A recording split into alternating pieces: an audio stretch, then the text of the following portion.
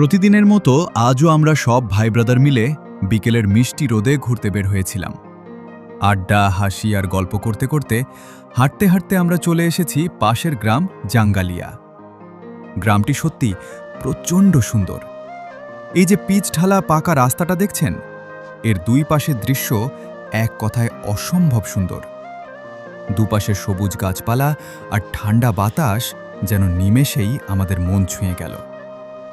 শহুরে কোলাহল থেকে দূরে প্রকৃতির এমন শান্তরূপ কার না ভালো লাগে। ঠিক এই মনোরম পরিবেশ উপভোগ করার সময়ই হঠাৎ আমাদের সবার চোখ আটকে গেল রাস্তার ধারের একটা গাছে। গাছটিতে ঝুলছে চমৎকার কিছু ফল।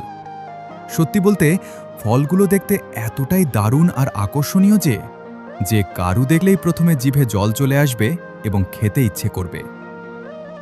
আমাদের এলাকার মানুষ একে বলে সাদা শিকড়ি ফল।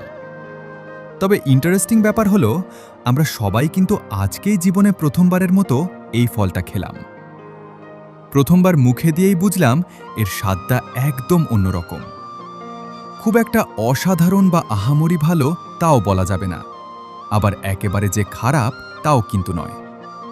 ফলটি বেশ রসালো আর মিষ্টি, তবে চিবানোর শেষ মাথায় গিয়ে হালকা একটু তিতা ভাব টের পাওয়া যায়। আমাদের গ্রামের পরিচিত চিপঠি গাছের ফলের স্বাদের সাথে এর বেশ মিল আছে। প্রকৃতির মাঝে এমন অচেনা ফলের স্বাদ নেওয়ার অভিজ্ঞতাটা আমাদের আজকের বিকেলটাকে আরও স্পেশাল করে তুলল। আমরা তো একে সাদা শিকড়ি বা চিপঠি ফলের মতো বলছি, কিন্তু আপনাদের এলাকায় এই ফলটিকে কী নামে ডাকা হয়?